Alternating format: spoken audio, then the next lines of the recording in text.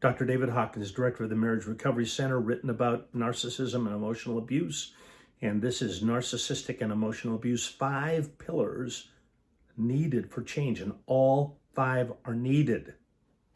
Okay, we've talked about recognition and responsibility, some level of that, some level, starts with you.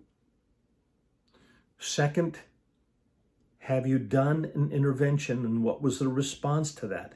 And was it really an intervention? Okay, a lot of women talk about having done an intervention, and it's not really an intervention.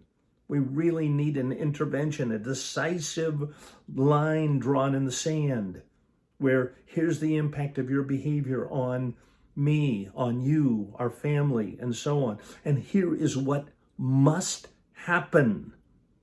And he can't determine what must happen. He can't do it. You've got to determine what must happen, and I'll help you, and our team will help you.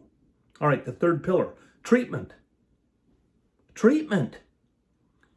So many of these narcissistic and emotionally abusive men haven't had issue-specific treatment. Issue-specific. Please, I do a video on this. Don't send him to counseling on the corner of 4th and Pine where he's going to go and just complain about you. Don't do it.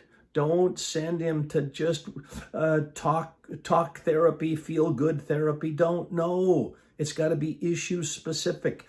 It's got to be with a professional who knows about emotional abuse, narcissism, narcissistic abuse, narcissistic victim syndrome, and all the defenses these men use in order to make themselves feel better and not face the reality of the damage that they're doing to their victims. It's got to be treatment that includes taking full responsibility. Stop the complaining. This is not couples counseling, and it's not generic individual counseling. It is issue-specific counseling. We've got a core men's group, 14 weeks, where they take full responsibility for the offending and abusive behavior. We have the woman who's been victimized write what it's been like to live with this man, the good, the bad, and the ugly. We have him work on a healthy sense of shame and remorse. We have him work on a healthy apology and ownership letter.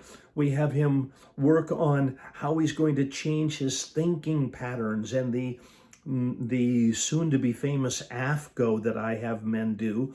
Another fortunate growth opportunity where they look at their thinking errors and the patterns of their behavior, and they interrupt them and disrupt those patterns.